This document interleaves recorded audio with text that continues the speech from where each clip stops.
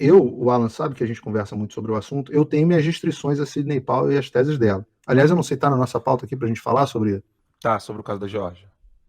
sobre o caso da Geórgia. Então, eu não vou atropelar aqui, não. Mas, então... Não, pode atropelar, pode comentar se quiser. Não, então, vamos lá. Quem... Gancho já. Já o quê? É bom que esse programa vai se fazendo sozinho, né? Tem pauta. No banheiro, levanta, vou, entendeu? O pessoal tem que encarar hoje o seguinte. Entrou com São 3 amigos aqui batendo papo e aí vocês estão assistindo. A Sidney Powell entrou com um processo na Geórgia, só que ela... Como é que é o termo em português correto, Paulo? Não sei do que você está falando, mas talvez vai explicar. Você não pode entrar com uma ação por outrem. Não, tem algumas coisas, né? Ela entrou com... Bom, vamos lá. Vamos começar aqui do princípio, que eu acho que vale contextualizar para as pessoas.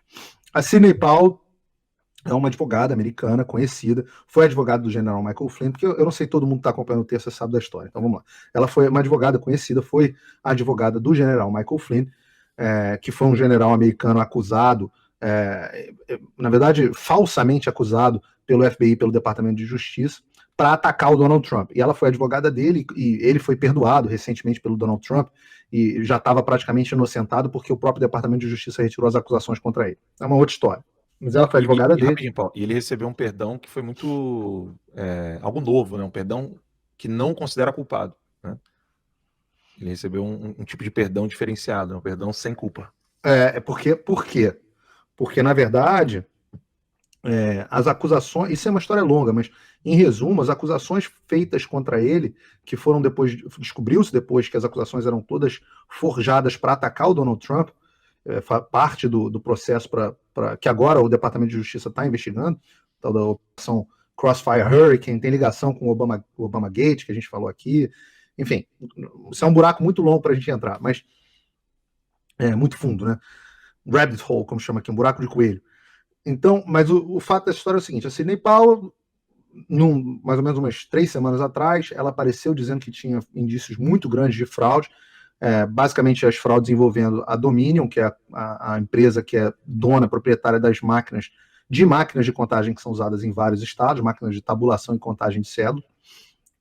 E ela alegou que a Dominion tinha laços com a Venezuela, que a Dominion, na verdade, era uma empresa venezuelana e que foi criada pelo Hugo Chávez para falsificar o resultado das eleições, e que ela tinha provas absolutamente cabais a respeito do assunto, em que apresentaria essas pautas na corte.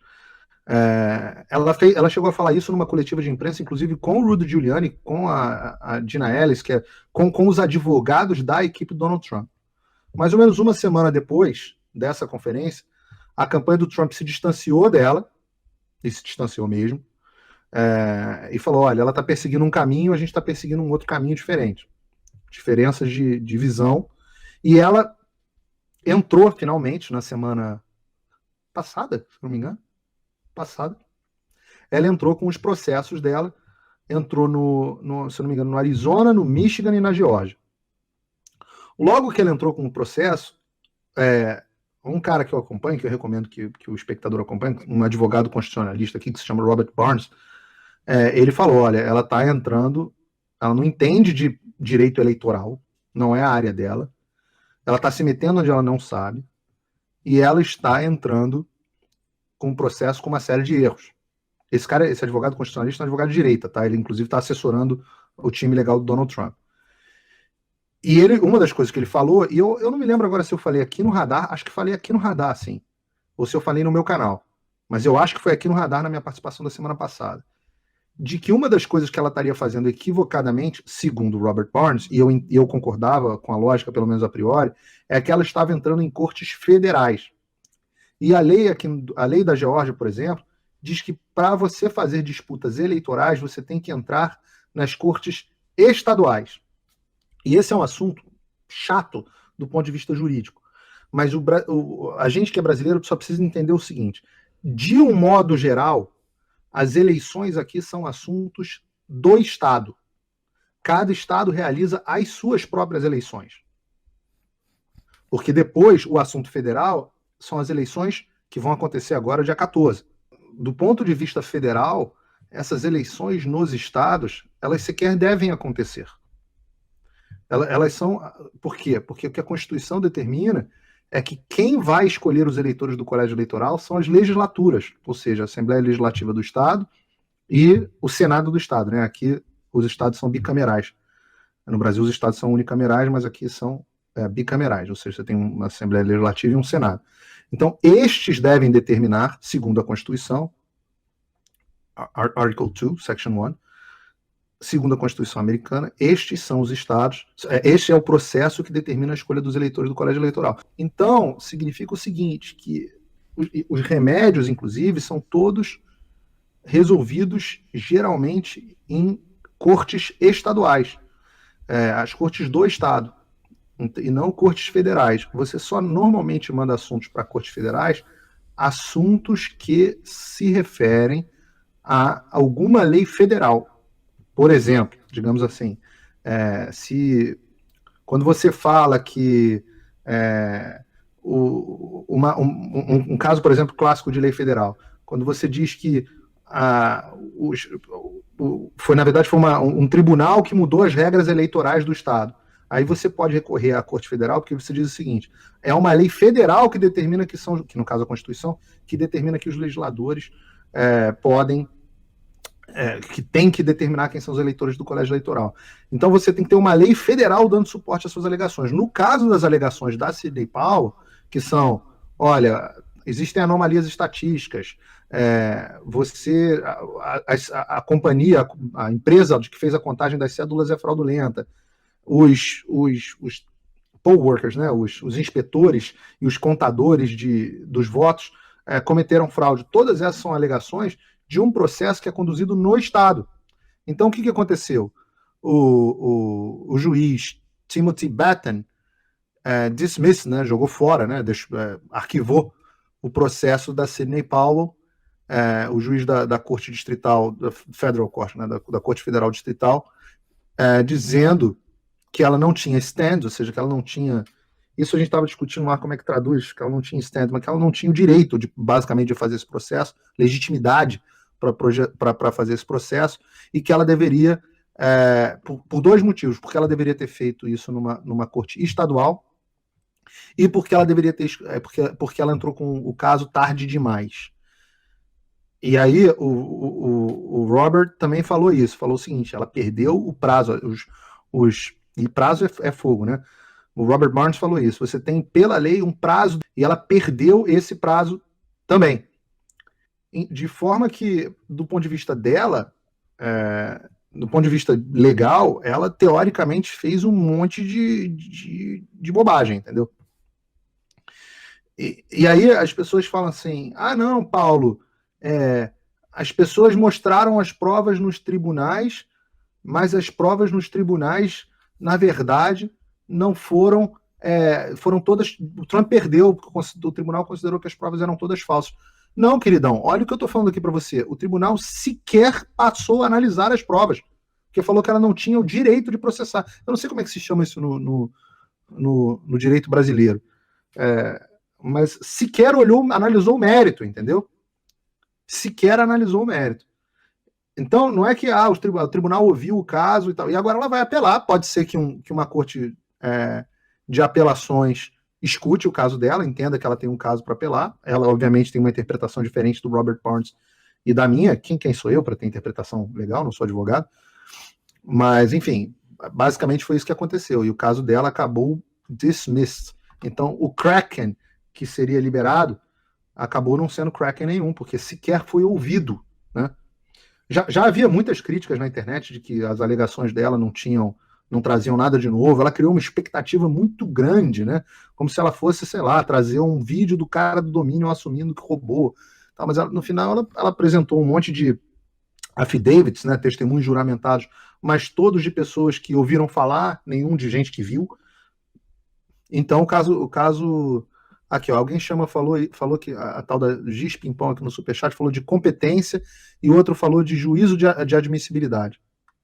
Falta de legitimidade da parte. Tudo isso. Legitimidade da parte. Eu acho que essa é a melhor tradução. Legitimidade. Eu acho que era competência também. Os dois, né? Porque disse que ela não tinha legitimidade. Prerrogativa. Eu acho que essa é a melhor.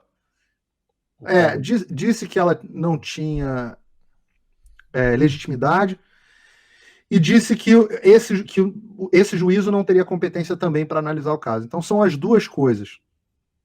Agora, Paulo, não sei se seria o caso, né? Você, há uns dias atrás, no radar mesmo, comentou que às vezes esse tipo de expediente é usado, né, na estratégia jurídica, né? Que o sujeito entra com um processo, ele faz a petição inicial fraquinha, que é pro juiz ser como é que fala? Já chutar para escanteio logo, ele poder jogar para cima, né? Isso. Não Mas poderia ser o caso? Da equipe do Trump, né? Várias pessoas fazem isso, porque você ganha tempo. Porque se você tiver as audiências todas, no caso, acontecem duas coisas, né? A primeira é que você mostra quais são as suas evidências e o cara pode desbancar suas evidências logo na primeira instância. Você no final vai ter que apelar de qualquer forma para ter alguma decisão. Então, essa é uma das razões. A outra razão é que se você tiver todo o processo de discovery, audiência e tudo mais nas cortes inferiores, você perde tempo. E tempo no processo eleitoral é uma coisa importante. Nesse caso especificamente, não me parece que foi isso não, porque ela fez um processo longo, robusto, dizendo que estava juntando muitas provas, os processos têm mais de cento e poucas páginas, e no final das contas ela toma uma lapada de competência, como o pessoal está falando aqui, admissibilidade, competência, etc, etc. Então, um processo, não me parece que foi o caso não, me parece que o Kraken da Sidney Powell, não sei se vai a lugar nenhum, não. A gente tem bons processos em andamentos, coisas interessantes. Hoje mesmo, a Suprema Corte do Arizona topou ouvir um processo que não é da campanha do Trump, mas é do Partido Republicano, envolvendo inclusive o Maricopa County, que é esse county que a gente estava falando aqui. E, enfim, esse é um bom processo. Você tem alguns bons processos. Ontem eu fiz um apanhado de todos os processos que estão em andamento. Se eu não me engano, eu contei 14 processos em andamento. Eu fiz um apanhado de todos eles e como está cada um deles. Eu não vou cansar aqui o pessoal do radar da mídia com isso um por um, mas eu fiz no meu canal ontem. Quem quiser esse meandrozinho de detalhe e tal, tá muito atual. Vou rolar no Conexão América. Isso. Um a um. Mas, em geral, resumo da ópera, são 14 processos e alguns já estão na Suprema Corte. Esse caso da Suprema Corte que o Alito vai ouvir amanhã, é o dia 8, né? Dia 8, que é o prazo final para a determinação de quem vão ser os eleitores do colégio eleitoral. Então, amanhã é o prazo final. A partir de amanhã, teoricamente, quem tiver certificado vai ser quem vai votar. Então, significa que a partir da manhã, isso é uma opinião. Isso é uma opinião, porque existe uma divergência legal nesse sentido. Tá? Algumas pessoas enxergam diferente do que eu enxergo. Mas a partir de amanhã, na minha opinião, fica impossível do Trump mudar um estado. Então, a partir de amanhã fica impossível do Trump ganhar a Pensilvânia, do Trump ganhar a Geórgia, do Trump ganhar o Arizona. Então, nem se for a Suprema Corte? Na minha opinião, não. O meu entendimento do Estatuto Federal, da lei federal, é de que amanhã que começa o período do Safe Harbor, é o que diz a lei. Alguns dizem que essa lei federal é inconstitucional. Eu não entendo que seja, mas eu posso estar errado. Tá? O que eu ouvi? Eu ouvi argumentos dos advogados que pensam de uma forma, ouvi dos advogados que pensam de outra, e a minha opinião, a conclusão que eu cheguei é, não, realmente, a partir de amanhã, que é o dia do Safe Harbor, amanhã é o último dia para que alguém vire e fale assim, não, na verdade, quem ganhou o Trump foi a Geórgia, ou os legisladores mesmo do estado se reúnam e falam, não, a gente decidiu que o resultado foi fraudulento, então a gente vai dar os votos para o Donald Trump. Eu entendo que a lei federal diz que a partir de amanhã, quem for certificado é quem votará. O que a Suprema Corte pode sim fazer, né, na verdade não a partir de amanhã, a partir depois da manhã, né, amanhã é o último dia. O que a Suprema Corte poderia fazer, e as cortes estaduais ou qualquer outra corte, é anular a certificação. E aí, o problema disso é que não há remédio. Uma vez que você anula a certificação, significa que o Estado não vai votar.